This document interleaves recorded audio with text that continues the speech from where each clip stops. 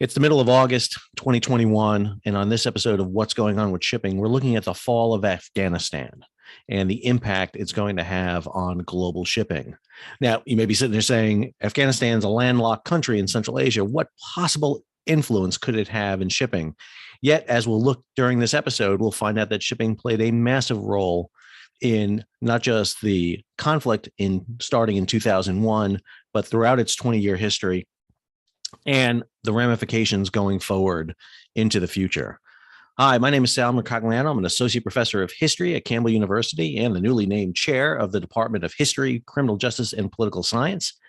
And I'm a former merchant mariner and an adjunct instructor in maritime industry policy at the U.S. Merchant Marine Academy. And so I thought we'd take this episode and kind of break this down a little bit. 20 years since U.S. and NATO and allied forces went into Afghanistan after the attacks on September 11th, nearly 45 years since the fall of Saigon. And the images today are reminiscent of those events from 1975 we're seeing play out right now over the the skyline of Kabul. And Afghanistan has a long history of this relationship. It's been known as the death of empires in the past. Alexander's empire, the British Empire, the Soviet Empire, and now potentially the Americans.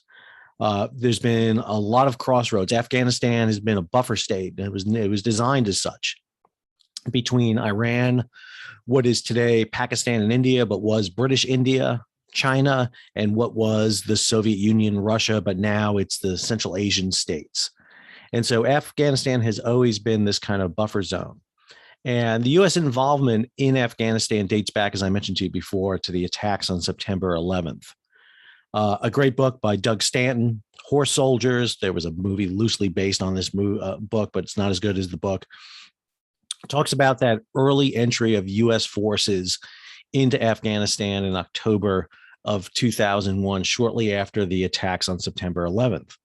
And within a very few short weeks, the Taliban government collapsed, and the United States was able to put a new government in its place. I'm not going to debate strategy and tactics and what we shouldn't have done in Afghanistan. It's a whole different discussion, but I do want to talk about the role that shipping played in this. And I think it played a significant role. You read Horse Soldiers, you read about the early American entry into Afghanistan, and one of the key things was air support. The ability to bring and project air forces in there, and also to bring ground forces in, not just special forces, ODAs, operational detachment alphas, these 12-person teams from the Army Green Berets, the special forces, but also CIA teams. And later on, larger forces came in, and they had to be logistically supplied. And that logistic supply came from the sea. As American and allied forces went into Afghanistan, they needed to ensure they had adequate supplies, connections, communications, food, munitions, everything you need to fight a war. It doesn't matter if it's 12 personnel or thousands, as eventually was the case in Afghanistan. You need that set up. And the focus largely in Afghanistan has been on special forces units, Army units, Marine units, NATO units that go in. But shipping played an important role, and I want to highlight that for you here. This is a story that was in Marine Link in June of 2002, and they highlighted the civilian ship effort during Operation Enduring Freedom.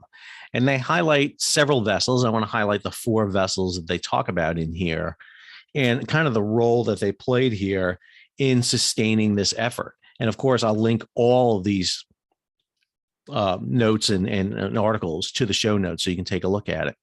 So one of the important things, if you remember from the early part of the war in 2001, was to bring a large amount of Air Force and Navy aircraft to bear. And that meant fuel, that meant supplies, it meant munitions. And a lot of the Air Force, for example, were staging out of Diego Garcia, which is an island in the middle of the Indian Ocean, part of the British Indian Ocean territories, out of Oman in the Middle East on the very southwestern or southeastern tip of Saudi Arabia. And to do that, the United States military had ships pre-positioned out in the area loaded with munitions. Ships like this is the Major Bernard F. Fisher.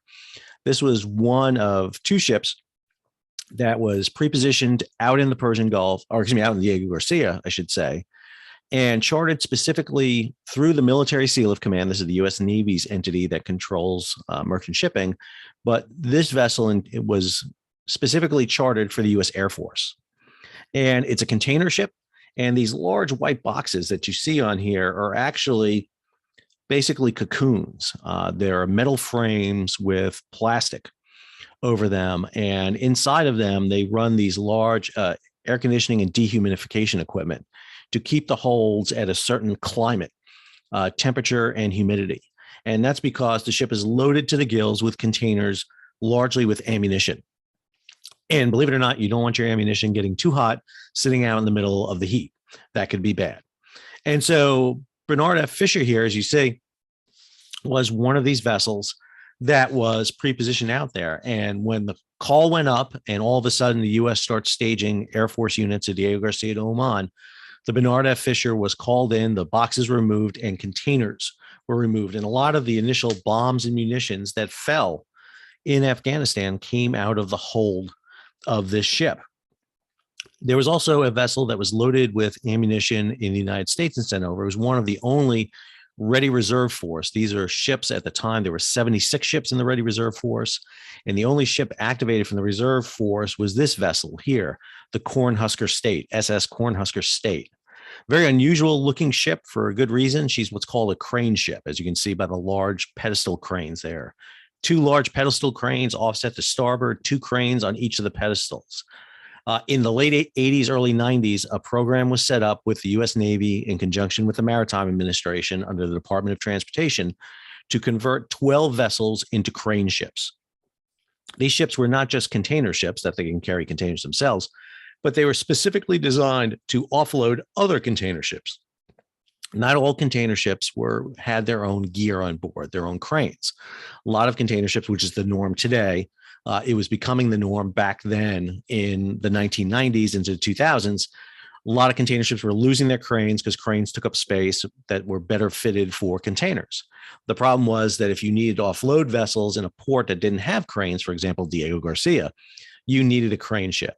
So this is Cornhusker State, was broke out of the reserve fleet, loaded with ammunition and equipment, and sent out to Diego Garcia to offload its equipment as part of the effort, but also to offload other vessels as they came in. And Cornhusker State today is still a part of the Ready Reserve Force. This program initially envisioned 12 ships, only 10 were built or converted. That was later cut down to 6, and most recently it's down to just 4 vessels. Unfortunately, these ships today are much too small to handle most modern container ships. Their cranes are too low. They don't have the reach that they did. And so they're finding themselves kind of really out of place. But in Operation Enduring Freedom, which was the operation that went into Afghanistan in 2001, Cornhusker State of the Ready Reserve Force of the Maritime Administration was essential. The vessel played a very important role here. A second Air Force prepositioning ship was brought over from the Western Pacific. This was the A1C William H. Pitsenbarger. Airman First Class William H. Pitsenbarger. If you ever want to find one of the greatest stories of heroism there is, just research him, pull him up. An amazing story. Unfortunately, this ship is no longer in the prepositioning fleet. She's been reflagged out. But I can't think of a better name for a vessel than this. Very similar to what you saw with Bernard F. Fisher. She's got those big cocoons on deck. Pitsenbarger, a little different. She has cranes on board so she can offload containers herself. But she also brought in large amount of containers and she offloaded also in Diego Garcia, Oman area to support the Air Force's campaign against the Taliban and Al-Qaeda up in Afghanistan. Now, Pitsenbarger, Gopher State, and Fisher were ships that were either owned by the government. In the case of Cornhusker State, she's owned by the government. Pitsenbarger and Fisher were chartered vessels that were under long-term charter to the U.S. government. And then there's a vessel like this. This is Maersk Alaska. Maersk Alaska. which was a chartered vessel, chartered from Maersk Lines. She's a container ship / ro-ro. You can see the large ro-ro area on her stern right there, but she also has containers. She was also chartered to carry equipment and gear out. She does have her own inherent cranes on board, but she was loaded with containers and equipment and sent out. So you can really see the mix of ships that were at play here early in the war in Afghanistan. Government-owned vessels, government-chartered vessels, long-term and short-term, all coming out there. And once the initial air campaign was done, and you saw the fall of Al-Qaeda and what was left of Al-Qaeda fled into Pakistan and created that long presence of the U.S. and other forces in Afghanistan because they were over the border. You had to set up a consistent supply chain in there. And the U.S. worked with container companies in the United States, Maersk, Hauppauge, and APL, and a few others, to establish a flow of goods into the area. And they created what was known as the Southern Distribution Network. The U.S. booked containers onto commercial vessels to the port of Karachi in Pakistan. And they were offloaded in Karachi and then loaded on local trucks to be delivered into Afghanistan through two routes. The southern route up here into Kandahar and a northern route through the Khyber Pass into Kabul.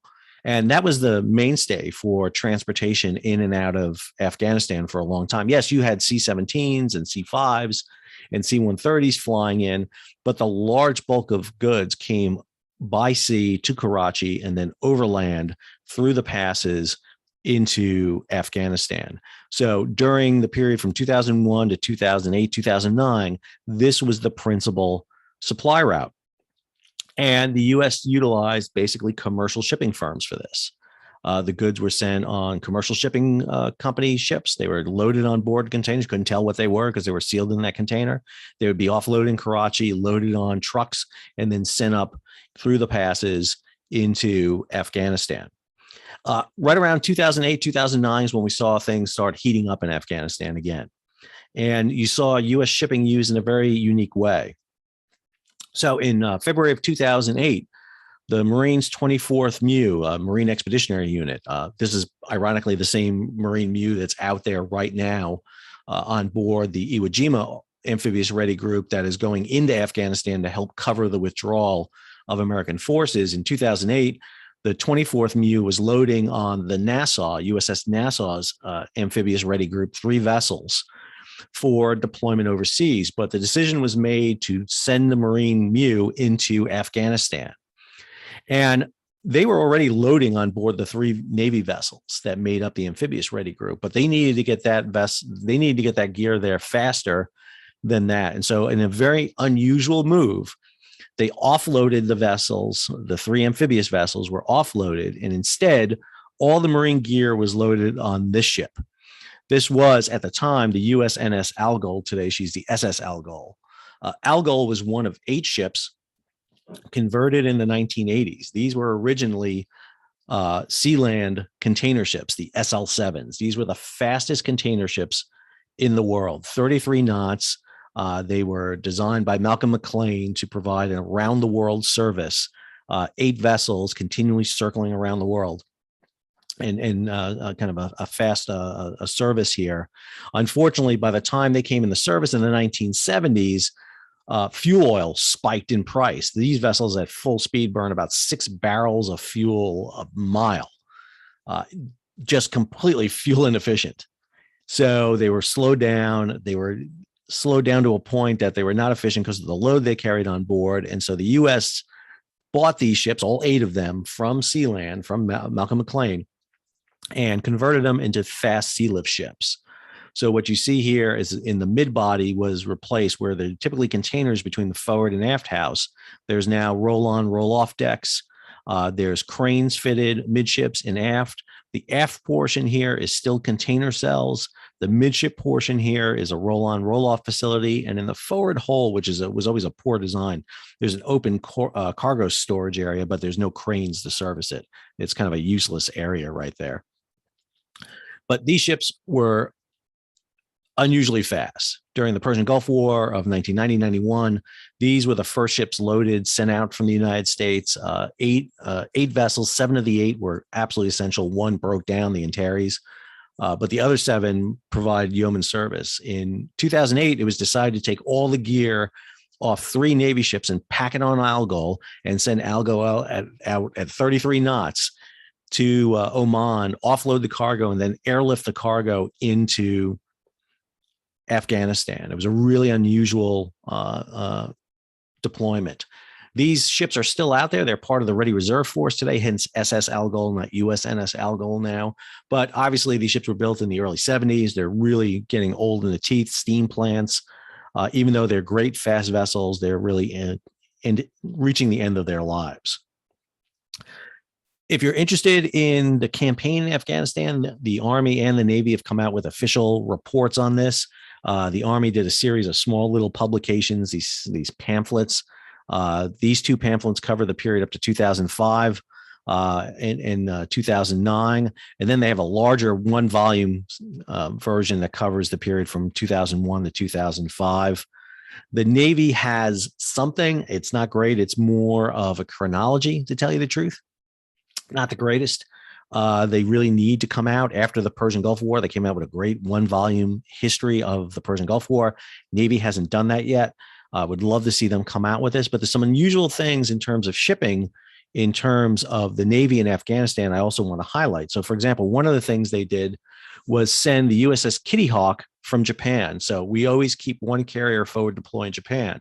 Today, it's the Ronald Reagan. And again, ironically, 20 years later, the Ronald Reagan was tasked to go out to the Arabian Sea, Indian Ocean, and provide cover for the withdrawal. So right now, the Ronald Reagan from Japan is out there. In 2001, it was Kitty Hawk. And what was unusual about Kitty Hawk is when she deployed, she didn't take her air wing or a complete air wing with her. Instead, she worked as a mobile base and kind of in a float staging base for special forces and other operational forces. So she operated kind of as a lily pad, these kind of mobile little base sitting out there. She gave up part of her air wing to do this. We saw this repeated later on, by the way. Actually, this is actually a model that was used from an operation in the mid-90s off of Haiti. When the U.S. was looking to go into Haiti, they used several American aircraft carriers to do this similar operation. And in 2001, that's what the Kitty Hawk did. This idea of using a ship as an afloat support base was later on codified.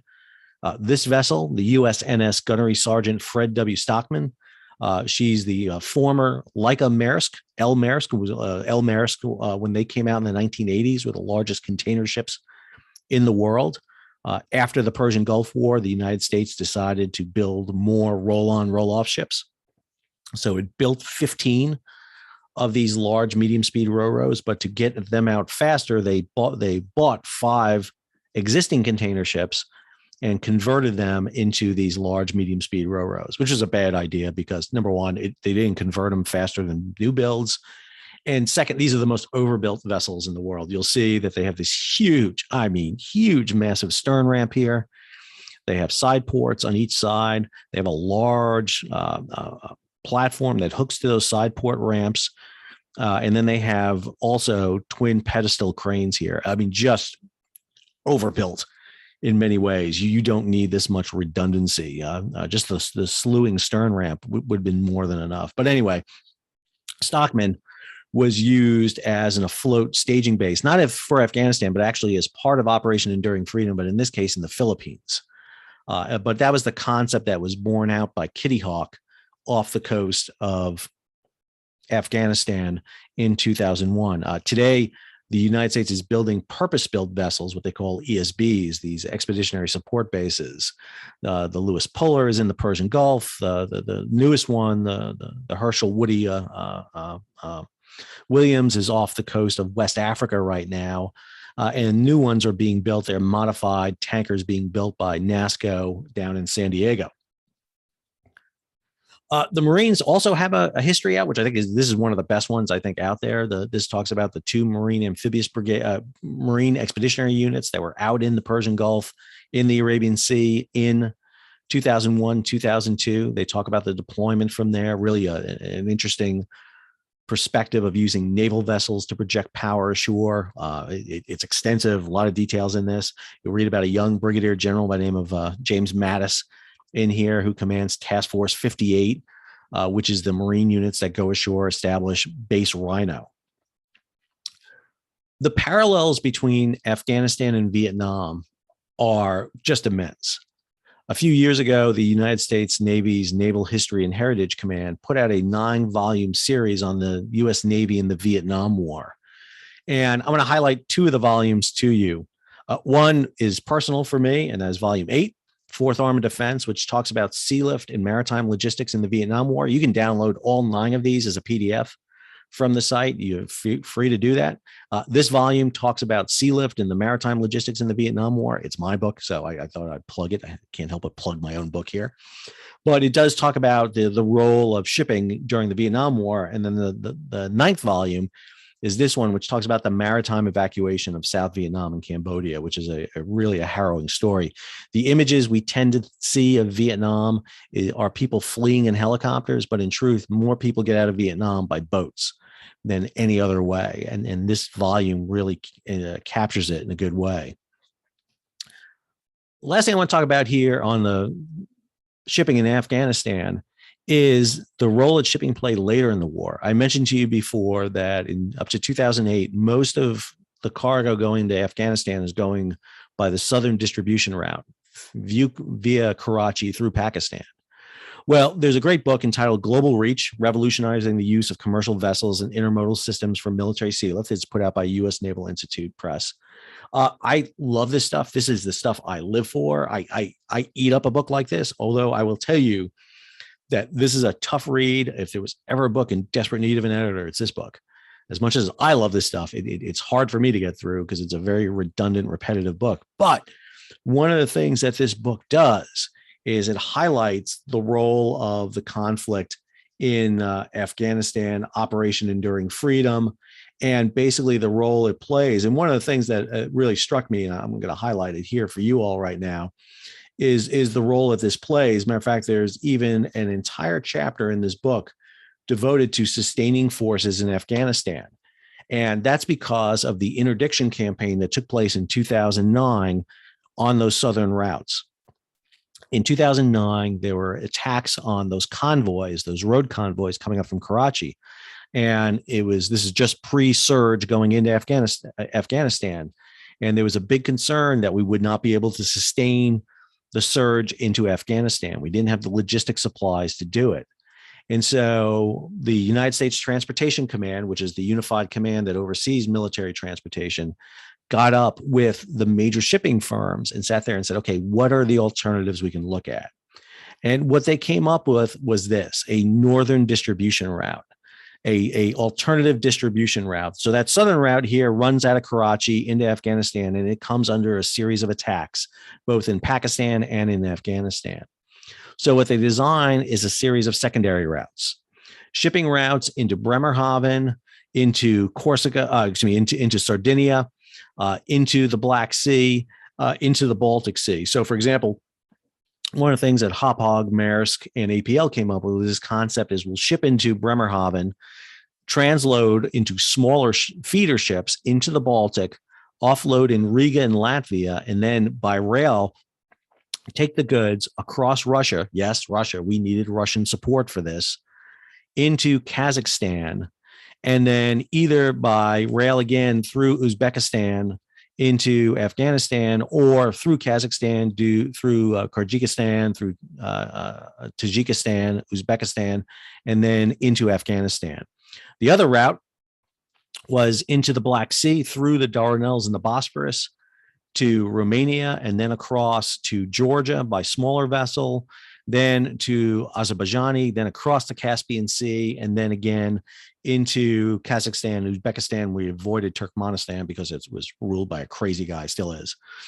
And then into Afghanistan. We created this entire northern distribution route. An entire distribution route was created, this overland route that allowed us to flow goods into Afghanistan.